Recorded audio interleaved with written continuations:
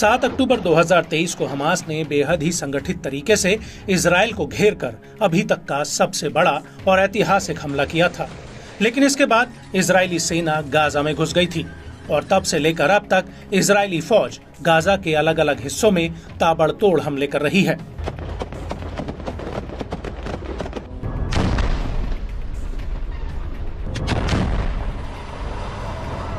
लेकिन इन हमलों के बावजूद हमास अभी भी गाजा की जंग में डटा हुआ है और उल्टा अब इजरायली सेना हमास के हमलों से बैकफुट पर आ चुकी है और हमास ने आईडीएफ के ऊपर हमला करने के तरीकों में लगातार बदलाव किए हैं, जिससे इजरायली सेना हमास के बिछाए जाल में पूरी तरह से फंस चुकी है।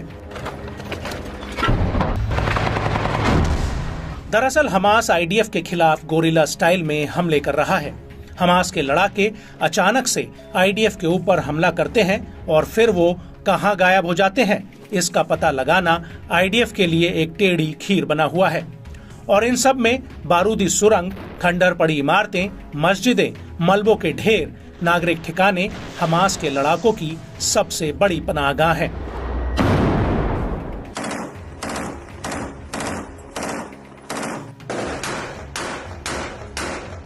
हमास के लड़ाके आम नागरिकों के भेष में इजरायली सेना पर कहर बरपा रहे हैं। ये लड़ाके कई बार इजरायली सैनिकों को धोखे से खंडरों में बुलाते हैं और फिर बूबी ट्रैप से उन बिल्डिंग्स को उड़ा दिया जाता है। लेकिन गौर करने वाली बात यह है कि हमास के लड़ाके इजरायली सेना के ऊपर सामने से आकर हमला नहीं कर रहे हैं, बल्कि वो अपने ठिकानों में छिपकर ही आईडीएफ के ऊपर रॉकेट, मिसाइल और ड्रोन अटैक कर रहे हैं।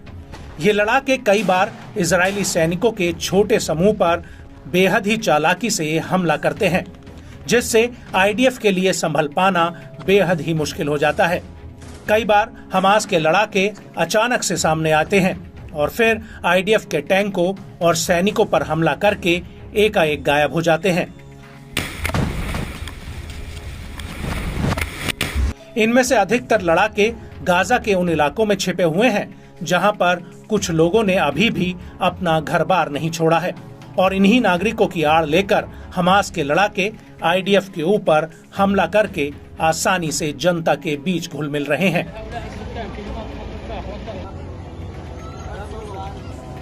और हमास के सरेंडर नहीं करने की वजह से इसका खामियाजा गाजा के फिलिस्तीनियों को भुगतना पड़ रहा है।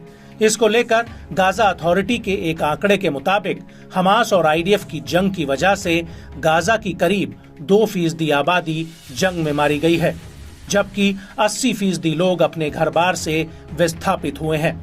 वहीं संयुक्त राष्ट्र के मुताबिक इन हमलों में गाजा में अधिकतर इमारतें मलबे का ढेर बन चुकी हैं। हालांकि गाजा में इजराइल के करीब 350 से ज्यादा सैनिक मारे गए हैं।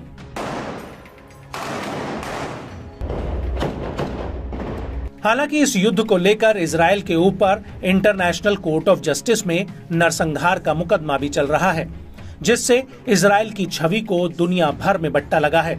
वहीं मिडिल ईस्ट के कई मुस्लिम देश सीधे सीधे इजराइल के खिलाफ उतर आए हैं और अब एक बार फिर से फिलिस्तीनी देश की मांग की चर्चा दुनिया में जोर पकड़ चुकी है। लेकिन गाजा में हमास की रणनीति काफी हद तक सफल हुई है।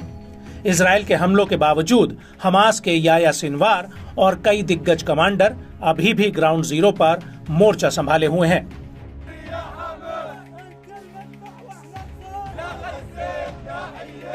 आईडीएफ का दावा है कि उसने हमास के 25,000 लड़ाकों में से 14,000 से ज्यादा लड़ाकों को मार दिया है, लेकिन आईडीएफ का ये दावा अभी भी एक पहेली बना हुआ है और हमास की रणनीति है कि वो इस युद्ध को जितना लंबा हो सके उतना लंबा खींचे, जिससे इंटरनेशनल लेवल पर इजराइल के ऊपर दबाव बढ़े, भले ही इसकी कीमत गाजा में और ज्यादा बच्चों और महिलाओं की मौत से चुकानी पड़े।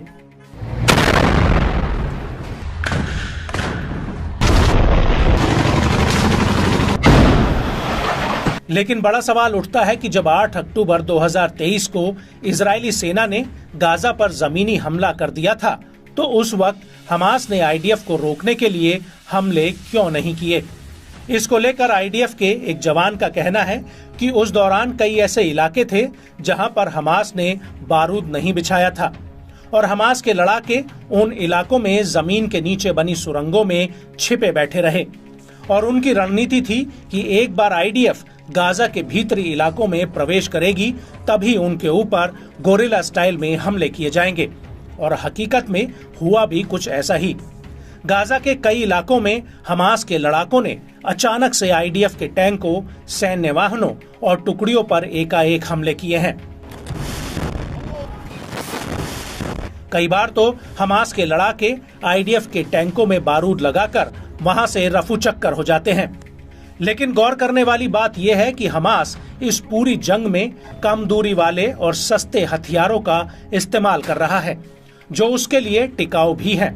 हमास ने साल 2021 से ही कम रेंज वाले रॉकेट, मिसाइल और गोला बारूद का प्रोडक्शन बढ़ा दिया था और इसका सीधा उद्देश्य था इजराइल के खिलाफ जमीनी हमले के लिए खुद को तैयार करना। और हकीकत में हुआ भी ऐसा।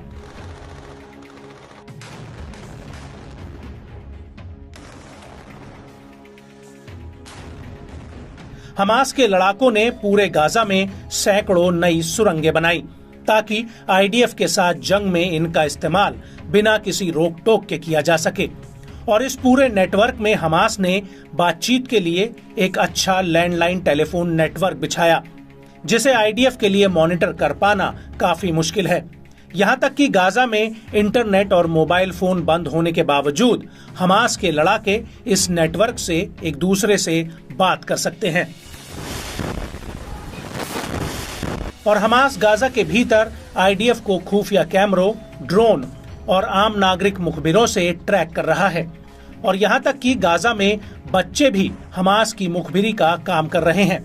ऐसे में आईडीएफ के लिए इस नेटवर्क को तोड़ना भी मुश्किल है। और जैसे ही आईडीएफ का काफिला एक इलाके से गुजरता है या फिर इकट्ठा होता है, उसके कुछ ही मिनटों में हमास के लड़ाके एकाएक सुरंगों से निकलकर उनके ऊपर धावा बोल देते हैं।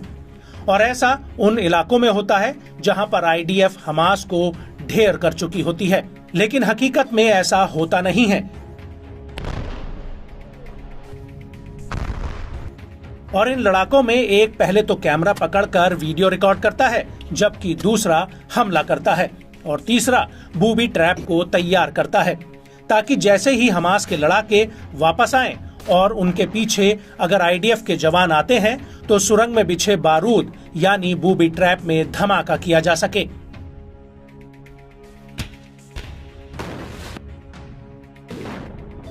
यहाँ तक कि गाजा की कई इमारतों में हमास ने बारूद बिछाया है ताकि जैसे ही आईडीएफ के जवान वहां पहुंचे वैसे ही उस घर को बारूद से उड़ा दिया जाए। और यही वजह है कि आईडीएफ को गाजा में इतने बड़े पैमाने पर घरों पर हमले करने पड़ रहे हैं और इन्हीं घरों में हमास के लड़ाके हथियार भी छिपा कर रखते हैं। आईडीएफ के कई अधिकारियों ने माना है कि नागरिकों के घरों में हमास के हथियार मिले हैं। यहाँ तक कि बच्चों के कमरों तक में हथियार छिपा कर रखे गए थे।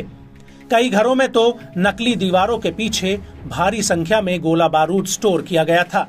और कई बार तो ये लड़ाके सुरंगों से आम निहत्थे नागरिकों के रूप में निकलकर आईडीएफ के सामने से गुजर जाते हैं और इजरायली सेना को इसकी भनक तक नहीं पड़ती। और ये लड़ाके उन जगहों पर आसानी से पहुंच जाते हैं जहां पर दूसरे लड़ाकों ने हथियार इकट्ठा करके रखे होते हैं। इसके अलावा हमास गाजा के भीतर मकानों पर खुफिया मार्किंग भी कर रहा है। ये मार्किंग ऐसे घरों में की गई है जहां पर या तो हथियार छिपाए गए हैं या फिर बारूद बिछाया गया है। कई घरों की खिड़कियों पर लाल कपड़े या प्लास्टिक का थैला टांगा गया है जो ये बताता है कि वहां पर बारूदी सुरंग या फिर घर में बारूद बिछाया गया है। अब आप खुद ही अंदाजा लगा सकते हैं कि इतनी प्लानिंग और तैयारी के साथ गाजा के अलग अलग हिस्सों में तैनात हमास के लड़ाकों से भिड़ने में इजरायली सेना का क्यों दम फूल रहा है। और कहीं ना कहीं हमास की इस प्लानिंग के सामने नेतन्याहू की इतनी मजबूत सेना अब असहाय नजर आने लगी है।